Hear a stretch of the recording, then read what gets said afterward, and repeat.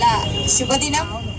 ఈ కార్యక్రమాన్ని విజయవంతం చేయడానికి వచ్చినటువంటి కాంగ్రెస్ శ్రేణులు మా అందరికీ కూడా అందరిలో మనము అందరికీ కూడా ధన్యవాదాలు, అభినందనలు. ఈ క్రెడిట్ ఇచ్చినటువంటి మా రాష్ట్ర ముఖ్యమంత్రి రేవంత్ అన్నకు అభినందనలు తెలియజేస్తున్నాం పాలాభిషేకంతో.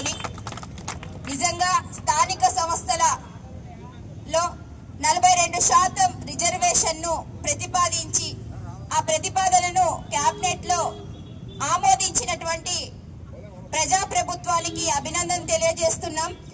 మా ప్రియతమ నేత రాహుల్ గాంధీ గారు నిజంగా బడుగు బలహీన వర్గాలలో బీసీలు అట్టడుగు పోయినరు. మరి సామాజికంగా ఆర్థికంగానే కాదు రాజకీయంగా కూడా వాళ్ళను ఒక స్థాయికి తేవాలి అనేటువంటి ఆయన ఆలోచన విధానానికి మన రాష్ట్ర ముఖ్యమంత్రి గారు రేవంత్ అన్న శ్రీకారం చుట్టి మన తెలంగాణ రాష్ట్రంలో 42% రిజర్వేషన్ను ఆమోదింపజేసినటువంటి ఘనత రేవంత్ అన్నది.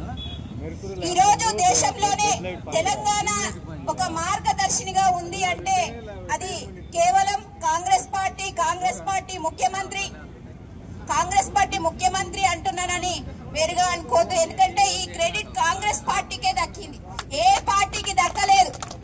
కాబట్టి ప్రజాపాలనను చేపట్టినటువంటి మన రాష్ట్ర ముఖ్యమంత్రి రేవంత్ అన్న మరి ఆయన కేబినెట్ లో ఉన్నటువంటి మంత్రులందరికీ కూడా బీసీ వర్గం తరపున తెలంగాణ రాష్ట్రంలో ఉన్నటువంటి బడుగు బలహీన వర్గాల తరపున ధన్యవాదాలు తెలియజేసుకుంటున్నాను.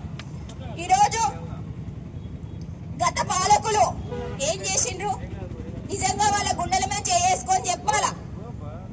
బీసీలను ఎస్సీలను అరిగోస పట్టించుకునేటువంటి నాదుడు లేకపోయిండు గతంలో. ఈరోజు బాగా సవితి తల్లి ప్రేమను చూపిస్తున్నటువంటి కవితమ్మ ఆ రోజు బీసీల గురించి ఎందుకు మాట్లాడలేదు, బీసీ రిజర్వేషన్ గురించి ఎందుకు మాట్లాడలేదు? ఇప్పుడేమో రైలు రోకో చేస్తాదంట. మా తల్లి వచ్చింది.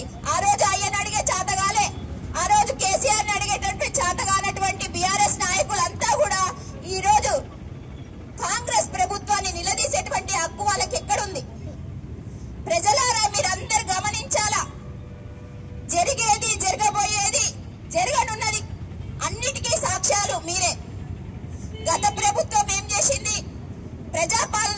ప్రజాప్రభుత్వం ఏం చేస్తున్నది అనేది మీ అందరూ చూడాలా, గమనించాలా. 10 సంవత్సరాలు అప్పుల కుప్పలు చేసి ఈ రాష్ట్రాన్ని అప్పులమయం చేసి 8,000 కోట్లను ప్రజల నెత్తిన పెడితే ఆ భారాన్ని మోస్తూ ఆ అప్పుల